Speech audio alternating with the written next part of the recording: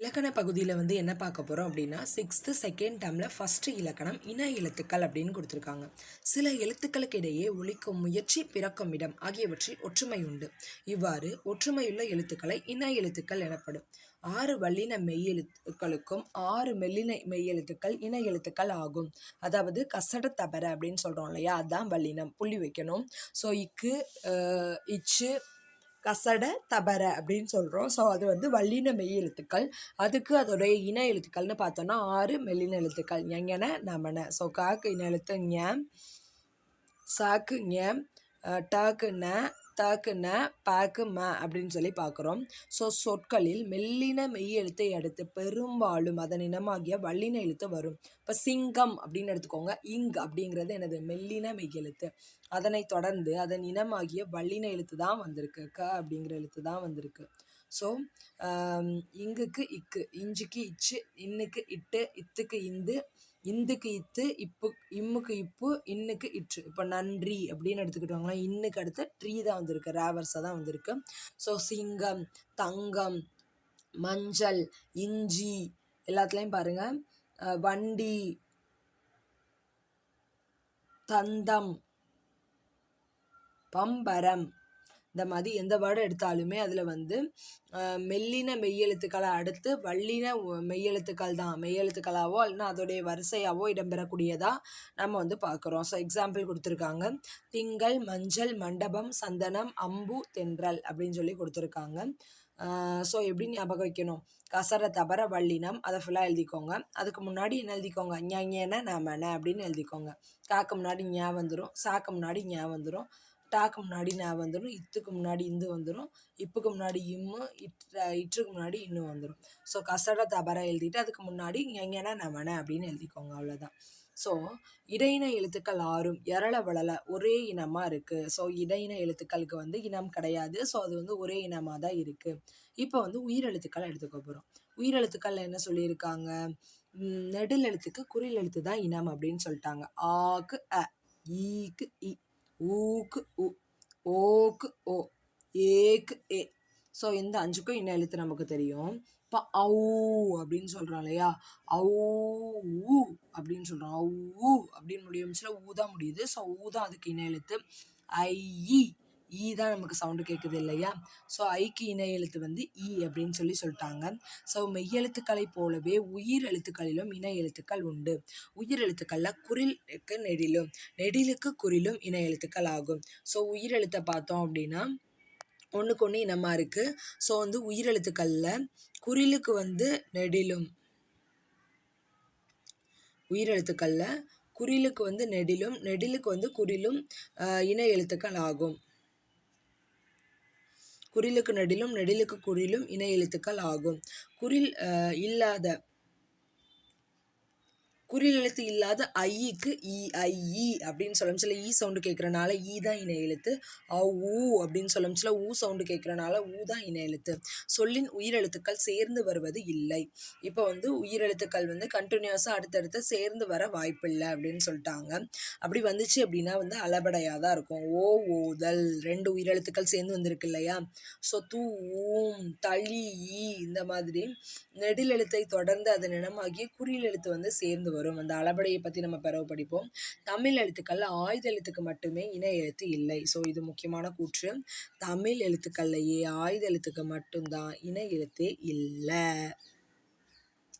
தங்க பாப்பா வந்தாலே, சிங்க பொம்மை தந்தாலே, பஞ்சு போன்ற கையாலே, பண்டம் கொண்டு வந்தாலே, பந்தல் முன்பு நின்றாலே, கம்பம் சுற்றி வந்தாலே, தென்றல் காற்றும் வந்ததே, தெவிட்டா இன்பம் தந்ததே அப்படின்னு சொல்லி ஒரு பாட்டு கொடுத்துருக்காங்க. எதுக்காண்டி இந்த பாட்டு கொடுத்துருக்காங்க அப்படின்னா, இதில் பாருங்க தங்க, இங்கும் கவும் இருக்கு பாருங்க இணை எழுத்துக்கள்.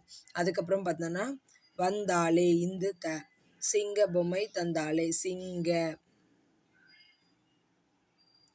பொம்மை தந்தாலே இந்து த, பஞ்சு போன்ற கையாலே இஞ்சு ச, பண்டம் கொண்டு வந்தாலே,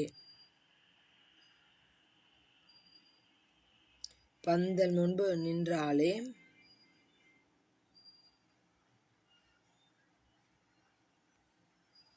கம்பம் சுற்றி வந்தாளே. தென்றல் காற்றும் வந்ததே இன்னிட. தென்றல் காற்றும் வந்ததே தெவிட்டா இன்பம் தந்ததே. ஸோ இதான் வந்து இன எழுத்து சொற்கள் அப்படின்னு சொல்லியிருக்காங்க. மெல்லினத்திற்கான இன எழுத்து இடம்பெறாத சொல். ஸோ மெல்லினம் அப்படின்னாலே ச, இந்துக்கு த. ஸோ தம்பி, இந்த கண்ணல் அப்படிங்கிற வேர்டில் தான் வந்து இன எழுத்தே இல்லை. தவறான சொல்லை வட்டமிடுக. வென்றான், இந்த இன்னுக்கு வந்து அந்த நன்றிக்கு வரக்கூடிய அந்த ர தான் வரும், இந்த ர வராது இல்லையா. ஸோ இன எழுத்துக்கள். ஸோ இன எழுத்துக்கள் தெரிகிற பட்சத்தில் நமக்கு வந்து ஸ்பெல்லிங் மிஸ்டேக்கை நம்மளால் அவாய்ட் பண்ண முடியும். தென்றல், ஸோ 2 சுழி இன்னு தான் வரணும், அதுக்கு இனமான எழுத்து தான் ர. கண்டம் 3 சுழி இன்னு.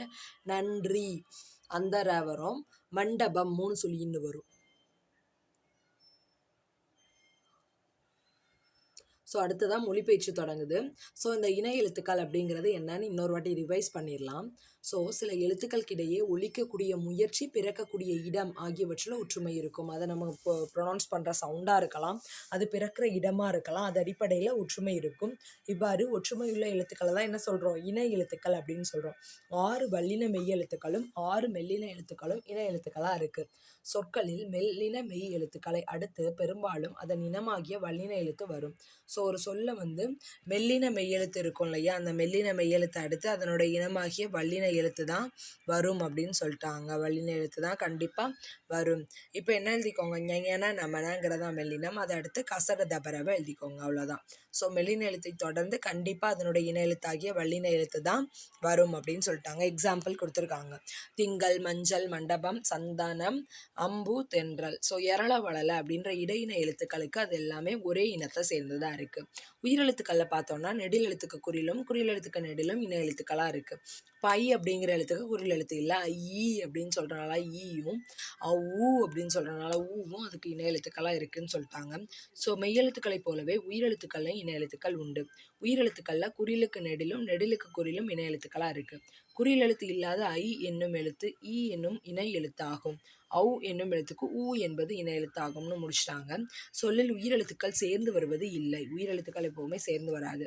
அப்படி வந்துச்சுன்னா அது அளபடையாக தான் இருக்கும். ஸோ அளபடையில் மட்டும்தான் நெடில தொடர்ந்து குறில் வரும். ஓதல் வேண்டும். தமிழ் எழுத்துக்கள் ஆயுத எழுத்துக்கு மட்டும் இன எழுத்தே இல்லை அப்படின்னு சொல்லியிருக்காங்க. இதில் இன எழுத்துக்கள் தான் கண்டுபிடிக்க சொல்லியிருக்காங்க. மெலினத்திற்கான இன எழுத்து இடம்பெறாத சொல் கண்ணில், கண்ணன் அந்த மாதிரி சொல்லலாம். தவறான சொல்லை வட்டமிடுக. வென்றான். தென்றல் 2 சுழி இன்னு தான் வரும். ஸோ தென்றல்.